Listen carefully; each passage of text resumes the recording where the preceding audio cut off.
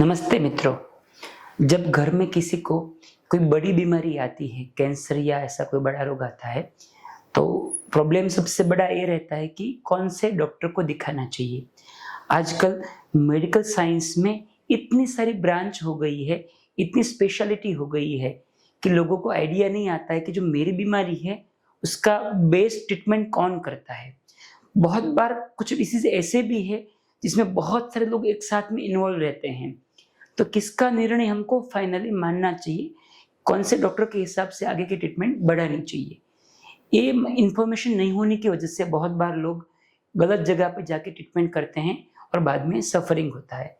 तो आज हम इसके बारे में कुछ डिटेल में चर्चा करेंगे। ये हमने लंबी पूरी सीरीज बनाई है वीडियो की, उसमें हम शुरुआत करेंगे आज अन्नली और स्टमक के केस से। अन्नली और स्टमक की बीमारी में आपको किसको दिखाना चाहिए। हम थोड़ा पहले अन्नली और स्टमक कहाँ आता है और क्या काम करता है समझ लेते हैं। ये हमारा डाइजेस्टिव सिस्टम है। मुंह के बाद में 25 सेंटीमीटर की अन्नली आती है, उसके बाद में ये स्टमक आता है। तो हम जूम करके देखेंगे तो आइडिया आएगा। ये अन्नली है और ये स्टमक है। खाना जो है 2 से 3 सेकंड अन्नली में रहता है, फिर 3 आवर्स के आसपास वो स्टमक में रहता है।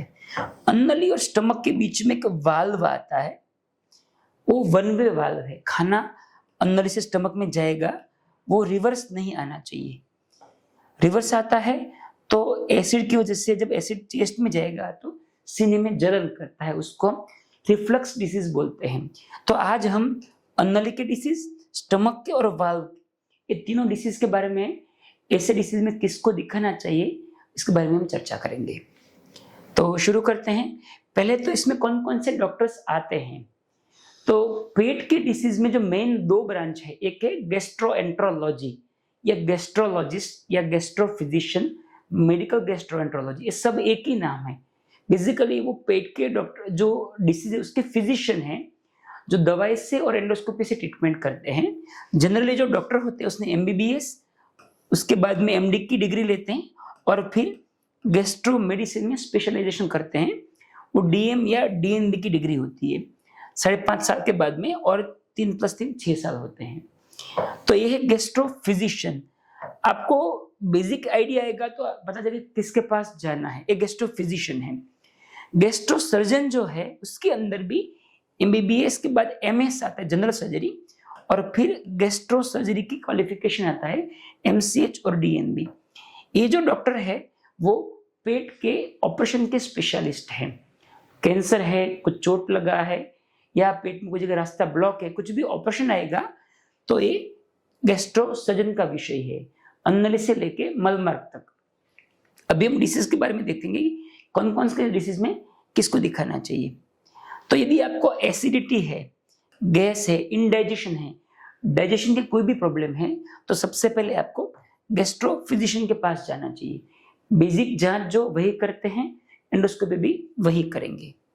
जैसे मैंने बताया, एसिड रिफ्लक्स यानी कि सीने में जलन। जो स्टमक का एसिड जब चेस्ट में आता है तो सीने में जलन करता है। जनरली ये प्रॉब्लम खाना खाने के बाद होता है। यदि आपको खाना खाने के बाद में सीने में जलन होता है तो उसको हम रिफ्लक्स डिसीज बोलते हैं। उसके लिए आपको दोनों को दिखा सकते हो, गैस्ट्रो सर्जन को भी दिखा सकते हो, फिजिशियन को भी दिखा सकते हो। जनरली ऐसे केस में एक जरूरत पड़ती है एंडोस्कोपी की, वो गैस्ट्रो फिजिशियन करते हैं, और यदि ऑपरेशन आएगा तो वो काम गैस्ट्रो सर्जन करेंगे। दवाई दोनों दे पाएंगे आपको।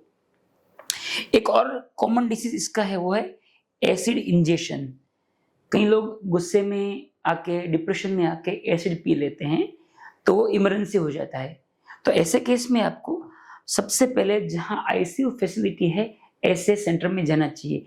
गैस्ट्रो का सेंटर है तो बेस्ट रहेगा। वहां आपको दोनों की जरूरत पड़ेगी, फिजिशियन और सर्जन दोनों की। जो गैस्ट्रो फिजिशियन है वो जनरली पहले एंडोस्कोपी करके देखेंगे कि अंदर डैमेज कितना है। बाद में यदि कहीं जगह छेद हो गया है एसिड की वजह से अन्नली में या स्टमक में, तो आपको सर्जन की भी जरूरत पड़ेगी। ज्यादातर केस में मरीज मुंह से खाना नहीं खा पाता है एसिड की वजह से, तो फूड की पाइप पेट से डालनी पड़ती है, जिसको हम फीडिंग जिजोनोस्टोमी बोलते हैं। वो भी गैस्ट्रो सर्जन डालते हैं। यदि आपके अन्नली में, स्टमक में, पेट में अल्सर है, कोई इन्फेक्शन लग गया है, तो ऐसे केस में जनरली सर्जन का कोई रोल रहता नहीं है, आपको गैस्ट्रो फिजिशियन को दिखाना चाहिए। अब एक और कॉमन डिसीज है कैंसर।